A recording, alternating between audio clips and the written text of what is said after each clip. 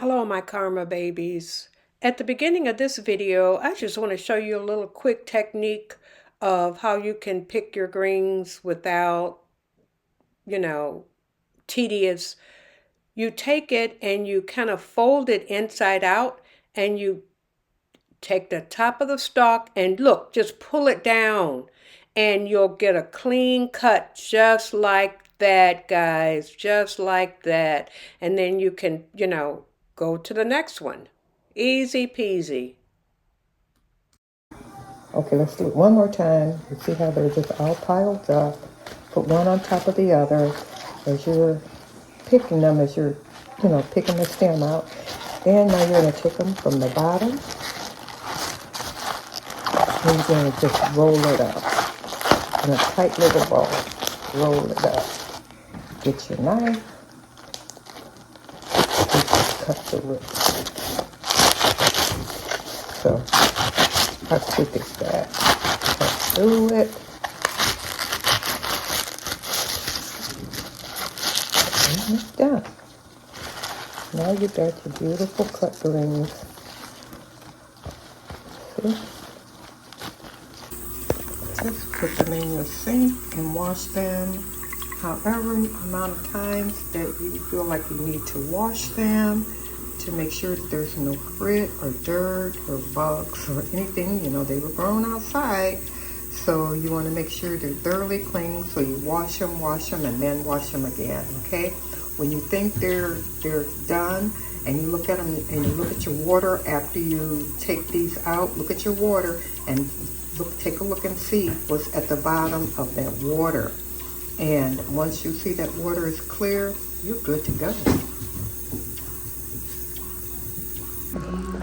Okay guys, as you can see, my ham hocks have been cooking for at least a couple of hours and they are getting very, very tender.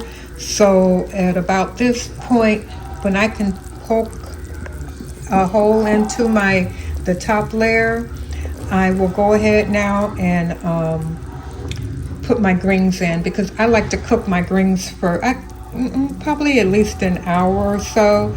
So as you can see, it's starting to fall apart and it's soft. It's time now. Look how that goes through.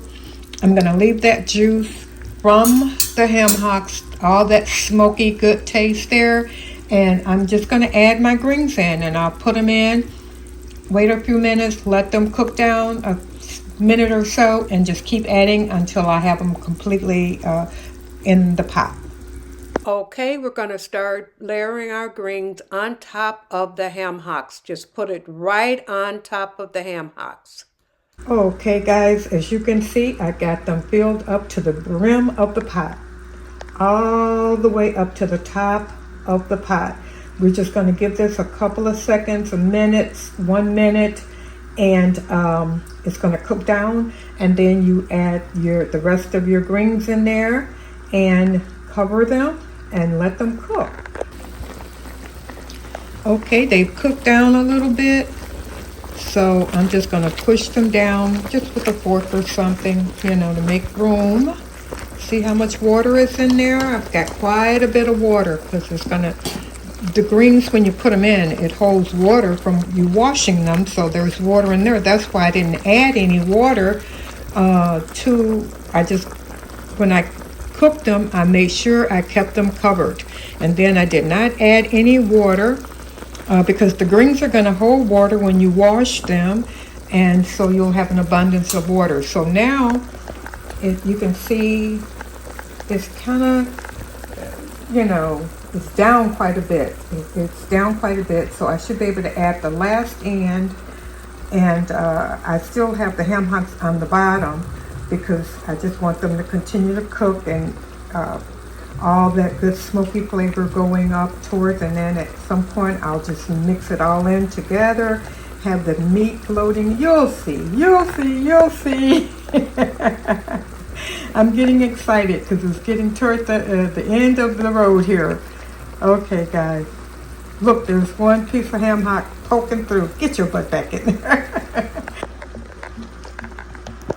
Okay, so that's the final bit of greens. You see how shrinks down. So make sure you get enough bunches. But today is Sunday. I think it's November 29th or something like that, the Sunday after Thanksgiving. And my grandbaby's home from college. She has to go back today. And I had told her, I said, I got a taste for some greens. She says, me too, Grandma. Can you make them and put them in a jar so I can take some back with me? And of course, I had to do that. So we're making these greens. I'll have it all prepared and ready for her to go before she goes back to school. And she'll have a couple of jars of delicious grandma's greens in her refrigerator at school. Okay, so this is about 30 minutes later, and as you can see, it's cooked down quite a bit. As you can see, it's cooked down, and look at the ham hock. See? Look at that. And I'm just gonna let that fall apart and let the meat inside just be all in the greens, right? I have not added any salt. I have not added anything to my greens at this point because I want it to get all the flavor that it's going to get from these ham hocks. And see, look at that one. It's going to fall apart. Look at that. See, guys? And look at all that meat in there. Look at all that inside. It's going to be all throughout the ham hocks. You'll see how it looks when it's completed. But in about 10 minutes or so, I'm going to cook a little bit more, covered, and then I will taste my juice and see exactly what I need to add, how much salt, how much, anything. I might put some garlic powder in here, some onion powder, what flavors I like. I love to put in crushed peppers, crushed red peppers in here to give it a little bit of a kick. So I'll add my seasoning toward the end of the food because I want it to have the maximum flavor from the smoked ham hocks as possible. Okay, guys, as you can tell, these babies are ready. Look at them. The red pepper flakes are in there. I tasted it, add a little salt, little pinch of sugar. And they taste wonderful, wonderful. Now I can't wait to dig in. I'm going to make me some hot water cornbread. Okay, guys, so you see my finished product. I told you I was coming with it, didn't I? My raw onion, my hot water cornbread, my smoked ham hocks, delicious greens, and my tomatoes. You must have the little tomatoes on the side, and you're going to have a wonderful, delicious meal. I'm about to enjoy this, guys. I love you, and bon appetit. I love you guys.